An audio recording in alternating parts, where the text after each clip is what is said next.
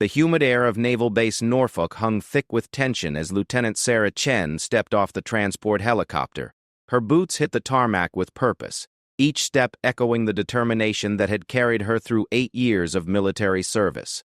At 28, she had already earned respect as one of the Navy's most capable intelligence officers, but today would test everything she thought she knew about herself and the warriors around her. Sarah's assignment seemed straightforward on paper: conduct a security assessment of the base's new SEAL training facility. What wasn't mentioned in her briefing was that she would be working directly with active SEAL teams, observing their methods, and evaluating potential security vulnerabilities. The brass had chosen her specifically because of her analytical mind and her ability to remain objective under pressure. As she made her way across the base, Sarah couldn't help but notice the curious glances from personnel. Being one of the few Asian American women in her rank, she had grown accustomed to standing out. Her petite frame, barely reaching 5'4", often led others to underestimate her capabilities. This had worked to her advantage more times than she could count, allowing her to gather intelligence and complete missions while others dismissed her as non-threatening. The SEAL compound loomed ahead, its imposing concrete walls and razor-wire perimeter speaking to the serious nature of the training conducted within. Sarah presented her credentials to the guard at the gate, a burly Master Chief who looked her up and down with barely concealed skepticism. "You sure you're in the right place, ma'am?" he asked, his voice carrying a hint of condescension that Sarah had heard countless times before. "Quite sure, Master Chief," she replied evenly, her voice carrying the authority of her rank despite her youthful appearance. "I'm here to observe training operations for the security assessment." The guard shrugged and waved her through, but not before muttering something under his breath about desk jockeys playing soldier. Sarah chose to ignore the comment, focusing instead on the mission ahead. Inside the compound, the atmosphere was electric with focused energy. SEALs moved through their training routines with precision and intensity that was immediately apparent. Sarah found herself impressed despite her attempts to maintain professional detachment. These warriors operated at a level far beyond conventional military training. Her contact was Lieutenant Commander Marcus Webb, a veteran SEAL instructor who had agreed to show her around the facility. Webb was everything Sarah expected from a SEAL operator: tall, muscular, with weathered features that spoke of countless missions in hostile environments. His handshake was firm but respectful, and his initial demeanor was professional. "Welcome to our world, Lieutenant Chen," Webb said as they began their tour. "I have to admit, when they told me I'd be working with an intelligence officer, I expected someone a bit more experienced-looking." Sarah smiled politely. "Appearances can be deceiving, sir. I've found that people often reveal more when they don't perceive a threat." Webb nodded appreciatively. "Fair enough. Let me show you what we do here." The tour began in the briefing rooms where mission planning took place. Sarah was struck by the complexity of the operations these teams prepared for. Every detail was considered, from weather patterns to local customs in target areas. The level of preparation required was staggering, and she found herself taking detailed notes for her assessment. "Intelligence is everything in our world," Webb explained as they moved through the facility. "Bad intel gets people killed. We rely on officers like you to give us accurate, actionable information. And I rely on operators like your teams to execute missions that protect our national interests," Sarah replied. "It's a partnership that requires mutual respect and understanding." As they continued the tour, Sarah noticed a group of trainees engaged in combat exercises. The intensity was unlike anything she had experienced in regular military training. These men pushed themselves and each other to limits that seemed almost superhuman. Sweat poured from their bodies as they grappled, struck, and maneuvered with deadly precision. "This is where we separate the wheat from the chaff," Webb explained. "Not everyone who starts SEAL training finishes it. The physical demands are just part of it. Mental toughness is what really matters." Sarah watched as one trainee, obviously struggling, was encouraged by his teammates to push through a particularly challenging drill. The camaraderie was evident, but so was the uncompromising standard they held themselves to. "What's the dropout rate?" she asked, genuinely curious. "About 75% don't make it through initial training," Webb replied, "and that's before they even get to the really challenging stuff." As they moved to observe weapons training, Sarah was introduced to several team members.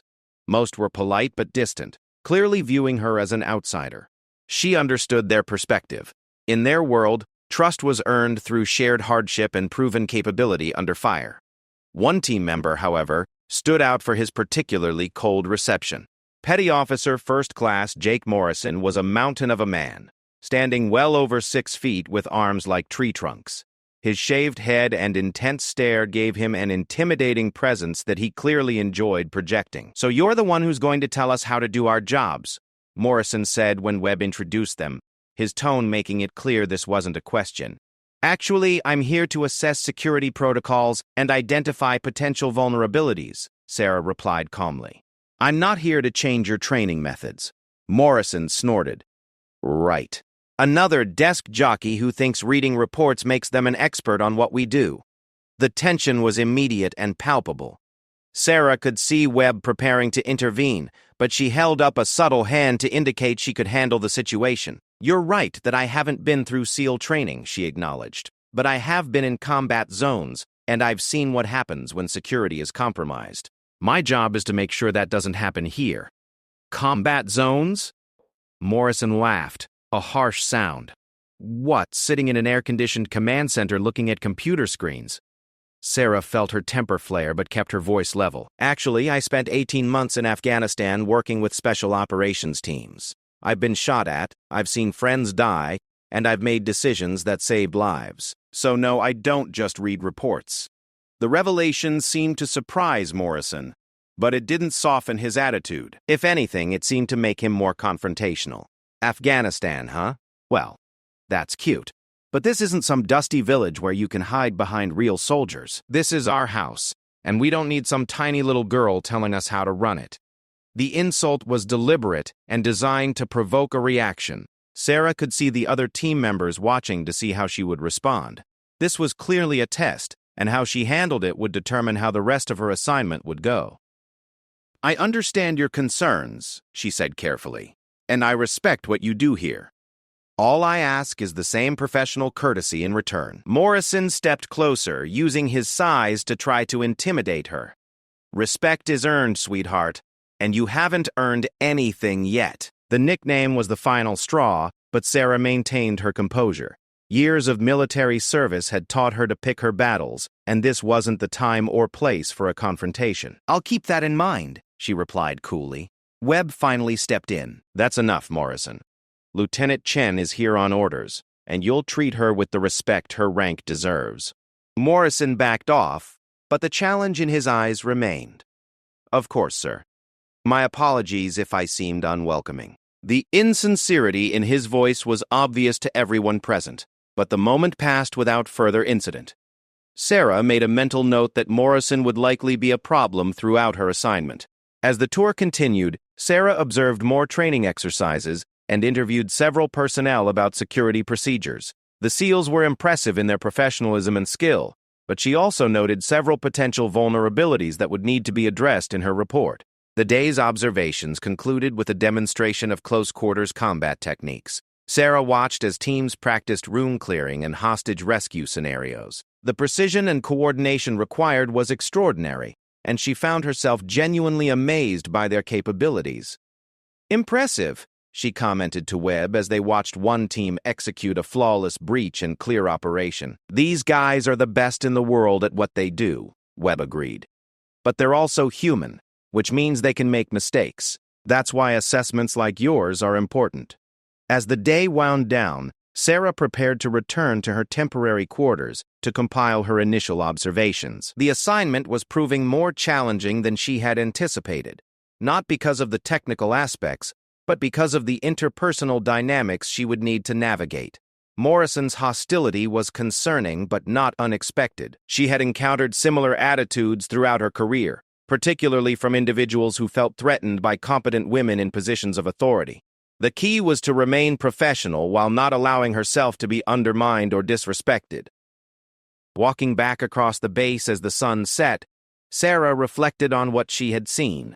The SEALs were undoubtedly elite warriors, but they were also products of a culture that valued aggression and dominance. Understanding that culture would be crucial to completing her assessment effectively.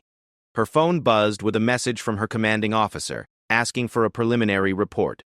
Sarah composed a brief summary highlighting the professionalism of most personnel, while noting potential security concerns that warranted further investigation. As she submitted the report, Sarah couldn't shake the feeling that her real challenges lay ahead. Morrison's hostility was likely just the beginning, and she would need to prove herself if she wanted to complete her mission successfully. The humid night air carried the sounds of ongoing training exercises from the SEAL compound. These warriors trained around the clock, pushing themselves constantly to maintain their edge. Sarah respected that dedication, even if some of them didn't respect her yet. Tomorrow would bring new challenges and observations. Sarah was determined to complete her assessment thoroughly and professionally, regardless of the obstacles placed in her way. She had overcome doubt and discrimination before, and she would do so again. The stage was set for what would become a defining moment in her career, though she couldn't yet know how dramatically the situation would escalate or how it would test everything she had learned about herself and her capabilities. 3 days into her assessment, Sarah had settled into a routine of observing training exercises and interviewing personnel. The work was fascinating, giving her unprecedented insight into the world of elite special operations. Most of the SEALs had warmed to her presence, recognizing her genuine interest in their work and her respectful approach to her duties. Morrison, however, remained a constant source of tension. His hostility had evolved from overt confrontation to subtle undermining, making snide comments when officers weren't around and encouraging others to view her with suspicion. Sarah documented each incident professionally, but she could feel the situation building toward something more serious. The morning started like any other, with Sarah observing a combat training session in the facility's main gymnasium. The space was designed to simulate various operational environments, with movable walls and obstacles that could be reconfigured for different scenarios. Today's exercise focused on hand-to-hand combat techniques and defensive tactics. Lieutenant Commander Webb had been called away to a meeting, leaving Sarah to observe independently. She positioned herself at the edge of the training area, notebook in hand, documenting the techniques being demonstrated. The level of skill on display was remarkable, with each SEAL demonstrating moves that could incapacitate or kill with frightening efficiency. Morrison was leading one of the training groups, showing newer team members how to break various holds and escape from disadvantageous positions. His instruction was actually quite good, Sarah noted objectively. Whatever his personal issues, he was clearly an expert in close-quarters combat. The key to escaping a rear chokehold, Morrison explained to his group, is to act fast and use your opponent's momentum against them. Hesitation will get you killed. Sarah watched as he demonstrated the technique with one of the trainees, smoothly breaking the hold and transitioning to a counterattack that would have been devastating in a real situation. The other team members nodded appreciatively, clearly learning from his expertise. As the session progressed, Sarah noticed Morrison's glances in her direction becoming more frequent and intense.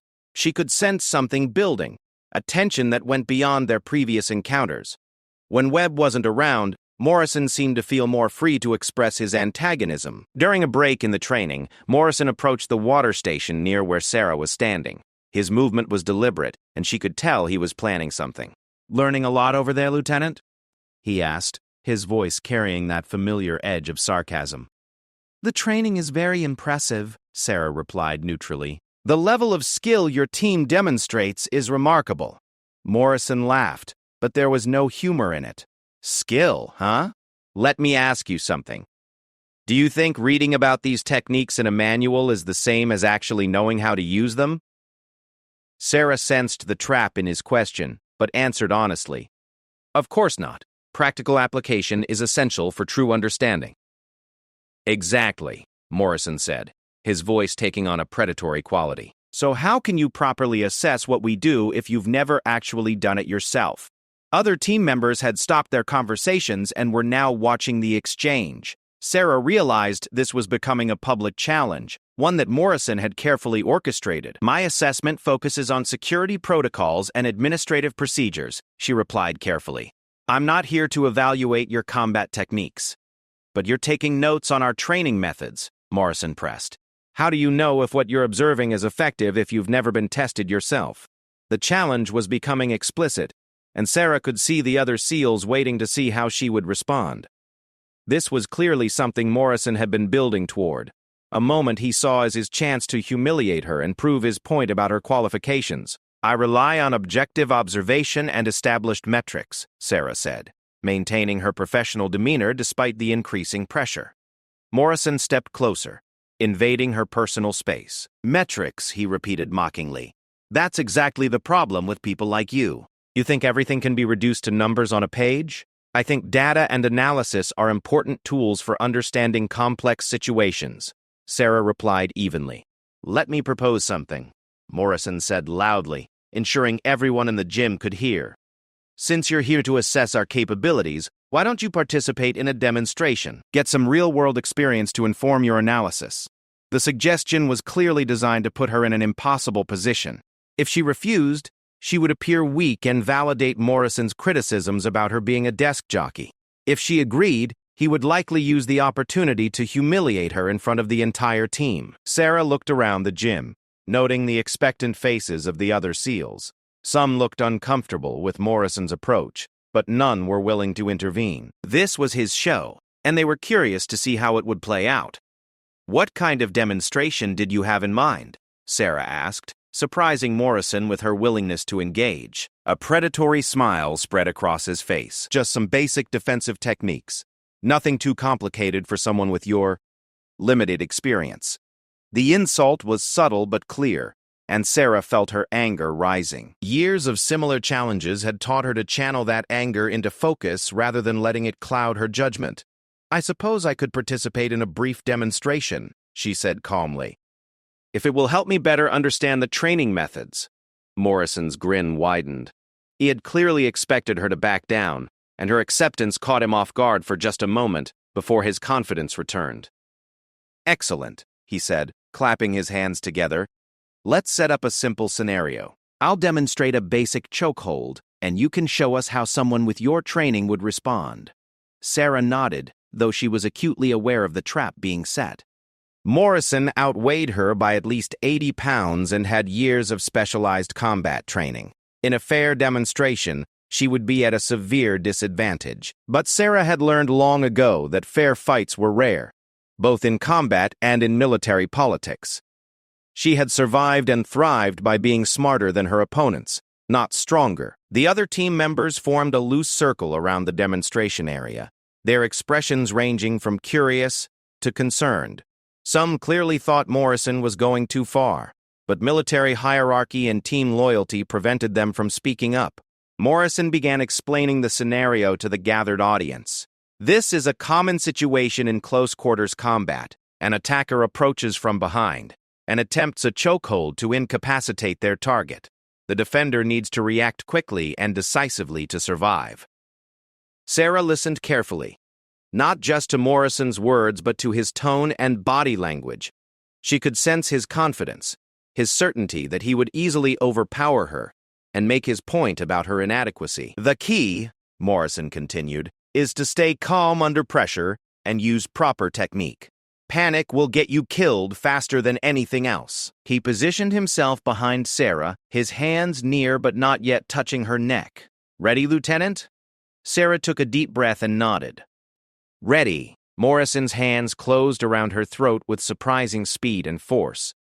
The demonstration was supposed to be controlled, but Sarah immediately recognized that he was applying more pressure than necessary. This wasn't just a teaching moment, it was an assault disguised as instruction. The pressure on her windpipe was real and dangerous. Sarah felt her air supply being cut off and knew she had only seconds to react before losing consciousness. Morrison's size and position gave him a significant advantage, just as he had planned. But Sarah had advantages of her own that Morrison hadn't considered. Years of martial arts training, starting in childhood, had taught her that technique could overcome size and strength. More importantly, her intelligence training had included extensive instruction in escape and evasion techniques. Instead of panicking or trying to match Morrison's strength directly, Sarah went limp for a split second, allowing him to shift his weight forward. Then she drove her elbow back sharply into his solar plexus, while simultaneously stepping back and turning to break his grip. The move caught Morrison completely off guard. He had expected her to struggle futilely against his superior strength, not to respond with trained precision. His grip loosened as he struggled to breathe, and Sarah spun away from him, creating distance between them. The demonstration should have ended there, with both participants stepping back and discussing the technique. But Morrison's pride had been wounded by her successful escape, and his anger overrode his professional judgment. "Lucky move," he growled, shaking his head to clear it. "But one technique doesn't make you a fighter." Before Sarah could respond, Morrison lunged forward, throwing a punch aimed at her face. The attack was no longer part of any demonstration. It was a genuine assault motivated by wounded ego and masculine pride. Sarah saw the punch coming and realized that the situation had escalated beyond anything she had expected. Morrison's face was flushed with anger, and his eyes showed none of the controlled aggression of a professional warrior. This was personal now, and dangerous. Time seemed to slow as Sarah's training took over. The punch was telegraphed and driven by emotion rather than technique. She slipped to the side, allowing Morrison's momentum to carry him past her, then grabbed his extended arm and used a hip throw to send him crashing to the gymnasium floor. The sound of Morrison hitting the mat echoed through the suddenly silent gym. The other SEALs stared in shock as their team member lay on the ground, clearly stunned by the unexpected reversal. Sarah stood over Morrison, her breathing controlled despite the adrenaline coursing through her system. She had successfully defended herself, but she knew the real battle was just beginning. By humiliating Morrison in front of his peers, she had escalated a conflict that could have serious consequences for her mission and her career. Morrison rolled over and glared up at her, his face red with embarrassment and rage. "You got lucky," he spat, struggling to his feet. "It wasn't luck," Sarah replied quietly. "It was training." The acknowledgement of her skill only seemed to enrage Morrison further. Sarah could see him preparing for another attack, his fists clenched and his posture aggressive. The situation was spiraling out of control, and she knew she needed to find a way to de-escalate before someone got seriously hurt. "That's enough," came a commanding voice from the gymnasium entrance. Lieutenant Commander Webb had returned and taken in the scene with professional assessment. "Stand down, Morrison." Morrison reluctantly stepped back, but his eyes never left Sarah's face. The hatred there was unmistakable, and Sarah knew this confrontation was far from over. Webb approached the center of the gym, his expression grave. "Someone want to explain what's going on here?" The question hung in the air as both Sarah and Morrison prepared to defend their actions. The other team members shifted uncomfortably, uncertain how to respond to what they had witnessed. Sarah knew her next words would be crucial in determining how this incident would be reported and what consequences would follow. The careful balance she had maintained during her assessment had been shattered, and she would need to navigate the aftermath with extreme care. The gymnasium remained silent except for the sound of heavy breathing and the distant noise of other training exercises elsewhere in the compound. The confrontation had reached a critical point, and everyone present understood that what happened next would have lasting consequences for all involved. Morrison's public humiliation had created a volatile situation that threatened to undermine Sarah's mission and potentially her career. But she had also proven something important about herself and her capabilities, something that would resonate throughout the SEAL community regardless of how the official investigation proceeded. The aftermath of the confrontation spread through the SEAL compound like ripples in still water. Within hours, everyone on the base had heard some version of what happened in the gymnasium. The details varied depending on who was telling the story, but the core facts remained consistent. Lieutenant Chen had successfully defended herself against Petty Officer Morrison in front of witnesses. Sarah found herself confined to the base administrative offices, while Lieutenant Commander Webb conducted his investigation.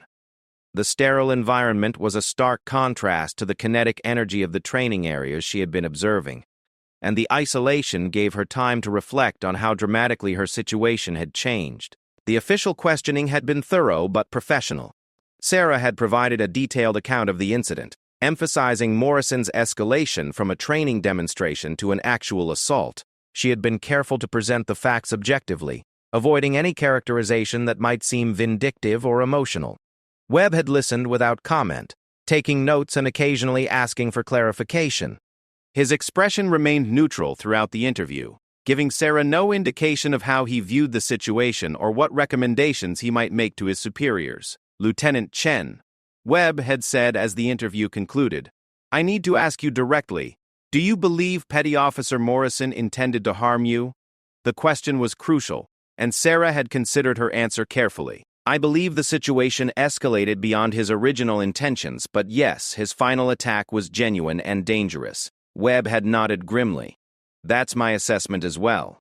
Morrison crossed a line that can't be uncrossed." Now, waiting for the investigation's conclusion, Sarah reviewed the incident repeatedly in her mind. She had defended herself successfully, but the victory felt hollow. Her primary mission, assessing security protocols, had been derailed by personal conflict. Worse, she worried that her actions might be seen as provocative, even though she had clearly been defending herself. A knock on the office door interrupted her thoughts. Webb entered, his expression serious but not hostile. "Lieutenant Chen, I wanted to update you on the investigation before the official report is filed." Sarah straightened in her chair. "Of course, sir." Webb sat across from her, his weathered hands folded on the desk. "First, let me be clear.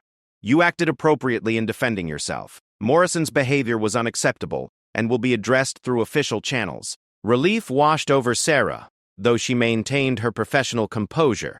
"Thank you, sir."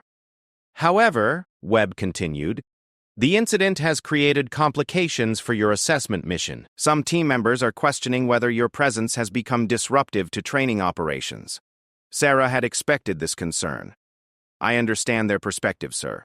But I would argue that the incident revealed important information about unit cohesion and leadership that's relevant to my security assessment." Webb raised an eyebrow. "How so?" "Morrison's behavior wasn't sudden or unprovoked," Sarah explained. "He had been undermining my authority and encouraging distrust for days. The fact that other team members were unwilling or unable to intervene suggests potential leadership issues that could affect operational security." Webb considered this perspective, clearly impressed by her analysis. "That's an interesting point. The team's reaction to Morrison's escalation was concerning." "Exactly," Sarah continued. "In a high-security environment, personnel need to feel comfortable reporting inappropriate behavior, regardless of team loyalty or hierarchy.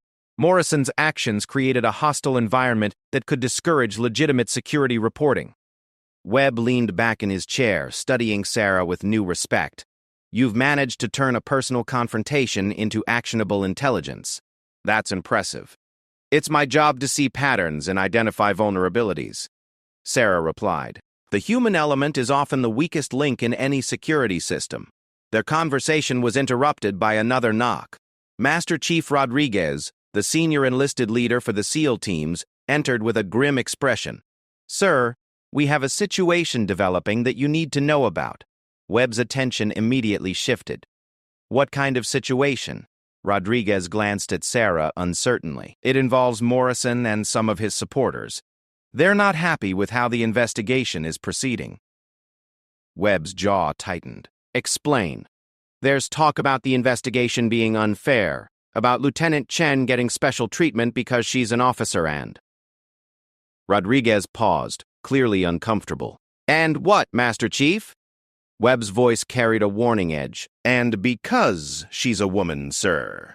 Morrison's been suggesting that the Navy is protecting her to avoid bad publicity." Sarah felt her stomach sink. This was exactly the kind of accusation she had spent her career trying to avoid. The suggestion that she received preferential treatment because of her gender undermined not only her own credibility, but potentially that of other women serving in similar roles. Webb's expression darkened considerably. "That's completely inappropriate and factually incorrect. Lieutenant Chen defended herself against an unprovoked assault. Gender has nothing to do with it." "I know that, sir," Rodriguez replied quickly. "But Morrison's managed to convince some of the junior enlisted that there's a double standard at work." Sarah realized this development threatened to turn her incident with Morrison into a broader controversy about women in combat roles. The implications could extend far beyond her individual assignment. "What's Morrison's current status?" Webb asked. "He's been restricted to quarters pending the investigation's conclusion," Rodriguez answered. "But he's been using that time to rally support among his friends." Webb stood and began pacing, clearly frustrated by the situation's complexity. "This is exactly what we don't need right now. The teams need to focus on training and readiness, not internal politics. Sarah had remained silent during the exchange, but now felt compelled to speak. Sir, if my continued presence is causing disruption, I can recommend early termination of the assessment. Both Webb and Rodriguez turned to look at her, surprised by her suggestion. That would send exactly the wrong message, Webb said firmly. It would validate Morrison's narrative and suggest that personal attacks are an effective way to derail legitimate oversight. But if the teams can't focus on training, Sarah began, then we have bigger problems than security protocols. Webb interrupted. A SEAL team that can be disrupted by one bigoted individual questioning a female officer's qualifications isn't ready for the challenges they'll face in the field. Rodriguez nodded in agreement. The commander's right, ma'am. Running away won't solve anything. It'll just make Morrison look like he was right all along. Sarah appreciated their support, but she remained concerned about the broader implications. What about the investigation? How will Morrison's behavior be addressed officially? Webb's expression grew stern. Morrison will face disciplinary action for assaulting a superior officer. The exact nature of that action will depend on the formal review, but it will be significant. And his supporters? Sarah asked. Will be reminded about proper military conduct and the chain of command, Rodriguez answered. We have ways of dealing with personnel who can't maintain professional standards. Despite the reassurances, Sarah could sense the tension this situation was creating within the SEAL community. The bonds between team members ran deep, and Morrison's supporters weren't necessarily bad people. They were simply loyal to someone they saw as unfairly targeted. There's something else you should know, Rodriguez continued. Word about the incident has reached some of the other units on base. Lieutenant Chen's actions are being discussed throughout the special operations community. Sarah's heart sank further. Military bases were notorious for gossip, and she could imagine how the story was being told and retold, with details changing each time. What kind of reaction are we seeing? Webb asked. Rodriguez's expression brightened slightly. Actually, it's been mostly positive. A lot of the senior NCOs are saying it's about time someone showed Morrison that his attitude has consequences. This was unexpected news for Sarah. Really? Yes, ma'am, Rodriguez confirmed. Morrison's been a problem for a while. He's skilled at his job, but his attitude toward anyone he sees as different has been noted. What happened with you wasn't an isolated incident. Webb looked surprised. Why wasn't this reported through official channels? Rodriguez shifted uncomfortably. You know how it is in tight-knit units, sir. People handle things internally when they can. Morrison never crossed the line badly enough to warrant formal action, until now. Sarah realized she had inadvertently forced a reckoning that had been building for some time. Morrison's behavior toward her was apparently part of a larger pattern of inappropriate conduct that had been tolerated for too long. So what's the plan moving forward, she asked. Webb straightened his shoulders, his decision clearly made. You're going to complete your assessment as planned. We're not going to let one individual's prejudices derail a legitimate mission. What about the team dynamics? Sarah pressed. Will I be able to observe training effectively? You'll have full access to all training operations, Webb assured her.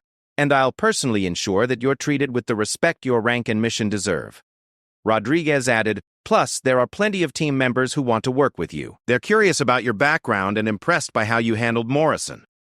This revelation surprised Sarah. She had been so focused on the negative reaction that she hadn't considered there might be positive interest in her presence. Really? She asked. Absolutely, Rodriguez confirmed.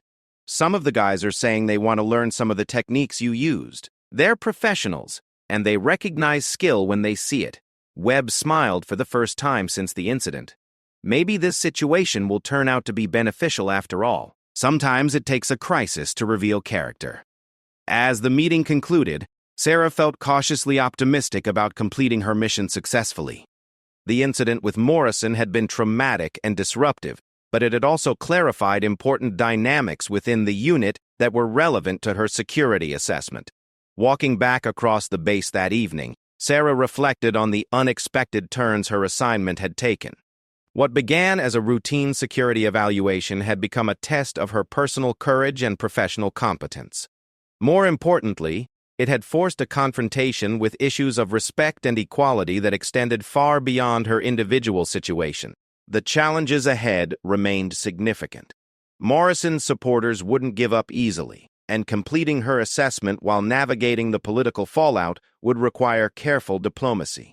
But Sarah felt more confident in her ability to handle whatever came next. The incident had proven something important to herself and others.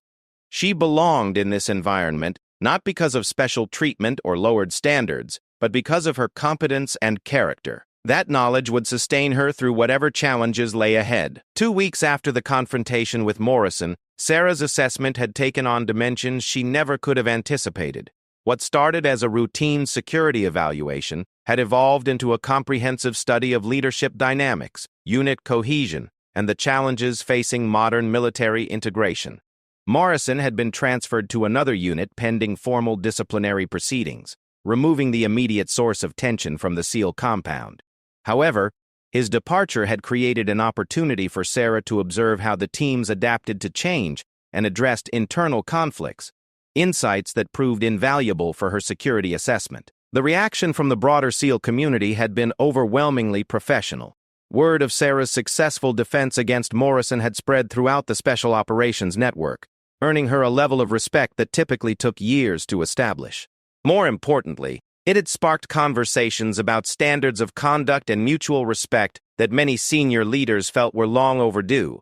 Lieutenant Commander Webb had become an unexpected ally and advocate, seeing in Sarah's situation an opportunity to address systemic issues within the teams. He had expanded her access beyond the original scope of her assignment, allowing her to observe advanced training exercises and interview personnel at all levels. Your incident with Morrison has had an interesting effect on the teams, Webb explained during one of their regular briefings. Some of the junior personnel are asking questions about their own behavior that they never considered before. Sarah looked up from her notes. What kind of questions? About respect, professionalism, and what it means to be an elite warrior in a diverse military, Webb replied. Your presence has forced us to examine assumptions we didn't even realize we held. This development had transformed Sarah's assessment from a narrow security review into a broader organizational study. The insights she was gaining into team psychology and leadership effectiveness were unprecedented in her experience. One particularly revealing observation came during a joint training exercise with another SEAL team visiting from the West Coast. Sarah watched as the local team leaders briefed their visitors about recent events, including her successful defense against Morrison. Lieutenant Chen showed us that competence comes in different packages than we might expect, one team leader explained to his counterparts. She earned our respect the hard way, but she earned it completely. The visiting team's reaction was immediate and positive. They peppered the local personnel with questions about Sarah's background and techniques, treating her as a subject of professional interest rather than curiosity. When Sarah was introduced to the visiting team, their commander, Lieutenant Commander Patricia Reyes, immediately sought her out for a private conversation. I've been hearing about you from across the community, Reyes said. What you did with Morrison has been talked about in briefing rooms from Norfolk to San Diego. Sarah felt slightly embarrassed by the attention. I just defended myself, ma'am. Nothing extraordinary. Reyes smiled knowingly. You did more than that. You stood up to a bully who had been getting away with inappropriate behavior for too long. That takes courage, not just skill. The conversation revealed that Morrison's attitude wasn't unique to the Norfolk teams. Similar issues existed throughout the special operations community, but they were rarely addressed directly. The problem, Reyes explained, is that we've traditionally handled personnel issues internally, sometimes to the detriment of our standards. Your situation has made it clear that some behaviors can't be tolerated, regardless of someone's operational abilities. Sarah was beginning to understand that her incident with Morrison had catalyzed broader changes within the SEAL community. Her presence had forced a reckoning with issues that had been simmering beneath the surface for years. The most significant development came when Admiral Patricia Martinez, commander of Naval Special Warfare Command, requested a personal briefing on Sarah's assessment findings. The meeting was scheduled at the Pentagon, indicating the high-level interest her report had generated. Lieutenant Chen, Admiral Martinez began when they met in her office.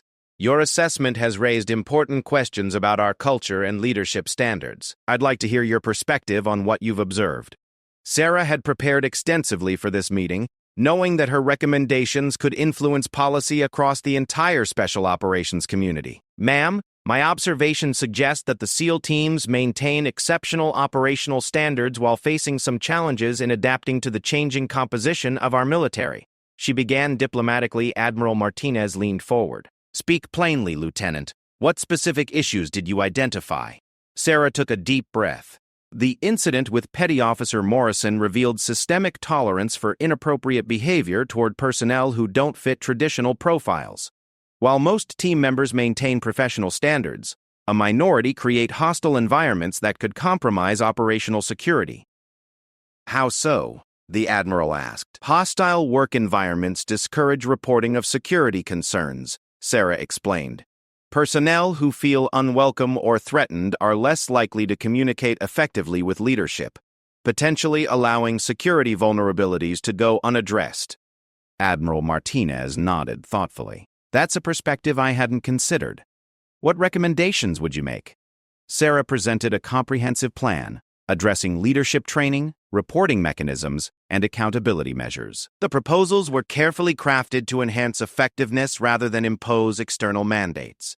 The key, Sarah emphasized, is framing these changes as operational improvements rather than social engineering. Elite units need personnel who can work effectively with anyone, anywhere, under any circumstances. Admiral Martinez was clearly impressed by Sarah's analysis. This approach could serve as a model for the entire special operations community.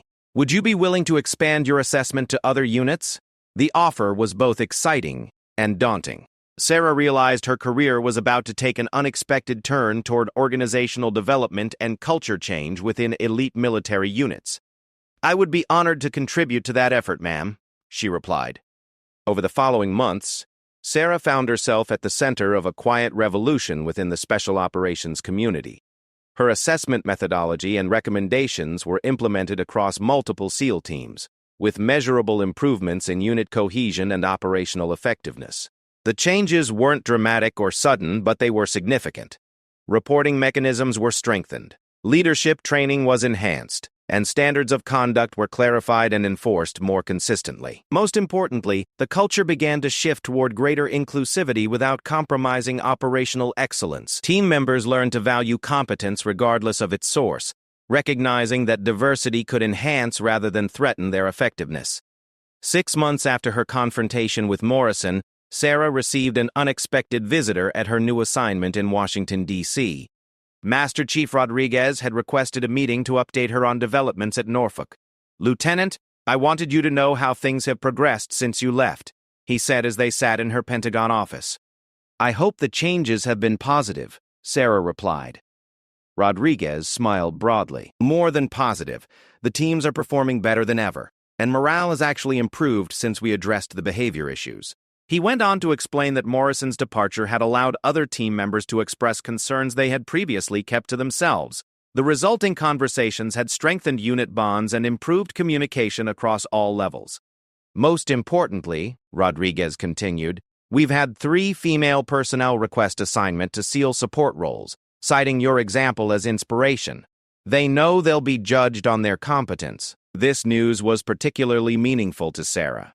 Her confrontation with Morrison had been personal and traumatic, but it had also opened doors for others who might follow similar paths.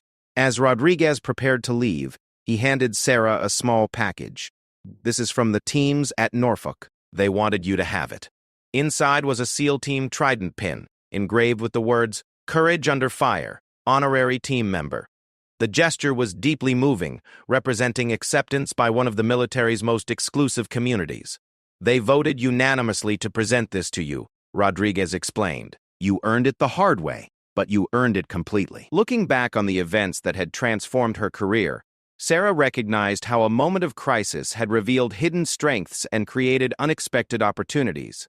Her successful defense against Morrison had proven her physical capabilities, but more importantly, it had demonstrated her character and professional integrity. The incident had forced difficult conversations about respect, inclusion, and excellence within elite military units.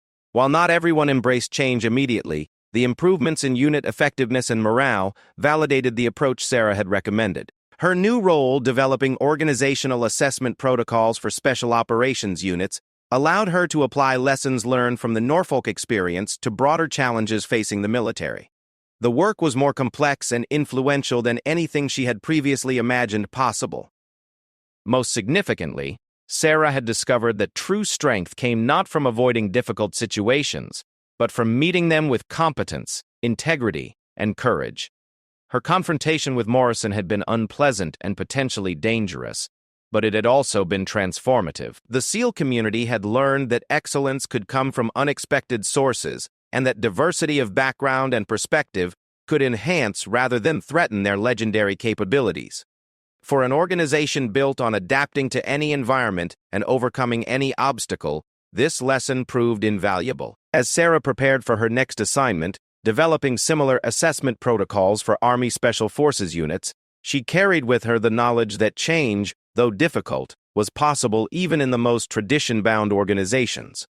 Her experience had proven that one person's courage to stand up for what was right could catalyze improvements that benefited everyone. The lieutenant who had gone for her jaw had indeed discovered what a Navy SEAL could really do, not just in terms of physical capability, but in terms of character, leadership, and positive change.